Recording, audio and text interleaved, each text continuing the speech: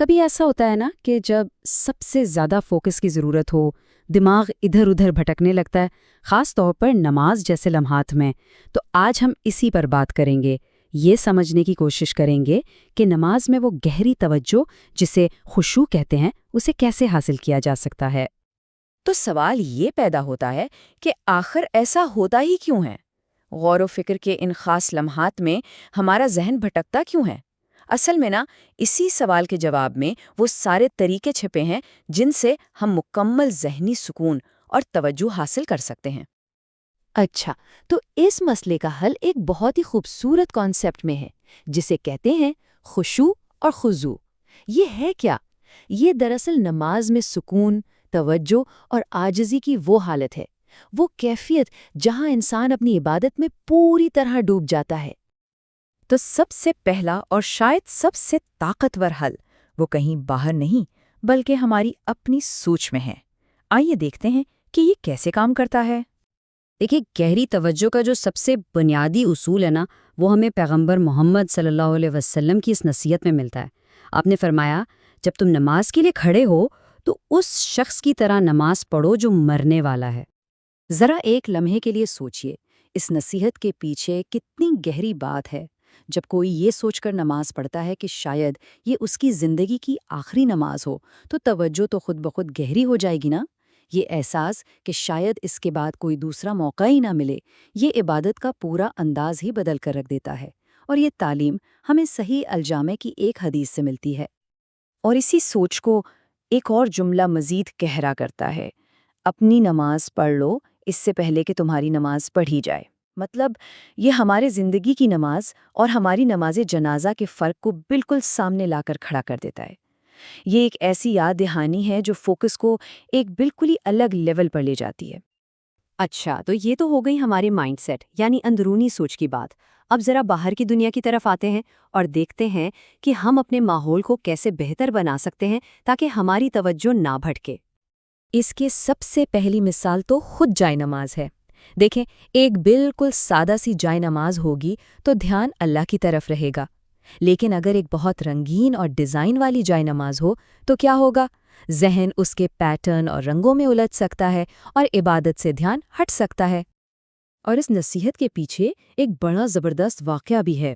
ایک مرتبہ خود پیغمبر محمد صلی اللہ علیہ وسلم نے ایک نقش و نگار والا کپڑا ہٹوا دیا تھا، اور وجہ کیا بتائی؟ آپ نے فرمایا کہ اس نے مجھے میری نماز میں غافل کر دیا۔ تو یہ مثال سادگی کی اہمیت کو بالکل صاف صاف بتا دیتی ہے۔ تو اصول بڑا سیدھا ہے۔ یہی بات ہر اس چیز پر لاگو ہوتی ہے جو ہماری نظر کو اپنی طرف کھینچے، جیسے آئینے کے سامنے نماز پڑھنا یا ایسے پردوں کے سامنے کھڑے ہونا جن پر بہت ڈیزائن بنے ہوں۔ مطلب کوئی بھی ایسی چیز جو آنکھوں کو پکڑ لے اور ذہن کو عبادت سے دور لے جائے۔ تو اس پورے سیکشن کا خلاصہ کیا ہوا؟ اپنے آس پاس سے ہر اس چیز کو ہٹا دیں جو آپ کی توجہ کے لیے مقابلہ کر رہی ہو، اور یہ رہنمائی ہمیں صحیح البخاری میں بیان کیے گئے اسی واقعے سے ملتی ہے۔ چلیں اب ایک اور طرح کی ڈسٹریکشن کی بات کرتے ہیں۔ یہ وہ خلفشار ہے جو باہر سے نہیں بلکہ ہمارے اندر سے آتا ہے۔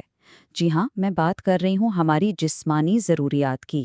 آئیے دیکھتے ہیں کہ ان سے نمٹنا اتنا ضروری کیوں ہے۔ چلیں ایک عام سی صورتحال کو دیکھتے ہیں۔ سوچیں، دسترخوان پر کھانا لگ چکا ہے اور ادھر نماز کا وقت بھی ہو گیا ہے۔ اب پہلے کیا کرنا چاہیے؟ یہی سوال ہمیں اگلی اہم نصیحت کی طرف لے کر جاتا ہے۔ اس معاملے میں جو گائیڈ لائن ہے نا، وہ بالکل صاف اور بہت پریکٹیکل ہے۔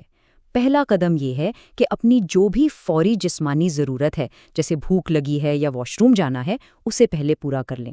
اور پھر دوسرا قدم، اب بالکل پرسکون ذہن کے ساتھ نماز ادا کریں تاکہ پوری توجہ صرف اور صرف عبادت پر ہو۔ اور اس ترتیب کے پیچھے جو منطق ہے وہ بہت سادہ سی ہے۔ دیکھیں، اگر بھوک لگی ہوگی تو ذہن تو بار بار کھانے کی طرف ہی جائے گا نا، تو بہتر ہے پہلے کھانا کھا لیں۔ اسی طرح اگر واش روم جانا ہے تو دھیان بس اسی طرف لگا رہے گا کہ نماز جلدی سے ختم ہو، اس لیے بہتر ہے کہ پہلے فارغ ہو لیا جائے۔ اور یہ یاد رکھیے گا کہ یہ جو پریکٹیکل ہدایات ہیں، یہ صرف کسی کے رائے نہیں ہیں، بلکہ یہ صحیح البخاری اور سنن ابی داؤد کی مستند تعلیمات پر مبنی ہیں۔ تو چلیں اب تک ہم نے جو بھی اہم باتیں کی ہیں ان سب کو سمیٹتے ہیں اور دیکھتے ہیں کہ نماز میں مکمل توجہ اور حضوری کا راستہ آخر ہے کیا۔ تو پوری بات کا خلاصہ آپ کہہ سکتے ہیں کہ 2 بنیادی ستونوں پر کھڑا ہے۔ پہلا ستون ہے ہمارا اندرونی مائنڈ سیٹ، یعنی ہر نماز کو یہ سمجھ کر پڑھنا کہ شاید یہ آخری ہو، اور دوسرا ستون ہے ہماری بیرونی تیاری، مطلب نماز سے پہلے ہر قسم کی ڈسٹریکشن کو ہٹانا اور اپنی جسمانی ضروریات کو پورا کر لینا۔ تو آخر میں ایک سوال جو ہم سب اپنے آپ سے پوچھ سکتے ہیں، ہماری سوچ یا ہمارے ماحول میں وہ کون سی ایک چھوٹی سی تبدیلی ہے جو ہم آج ہی لا سکتے ہیں تاکہ ہماری عبادت میں وہ گہری توجہ پیدا ہو سکے؟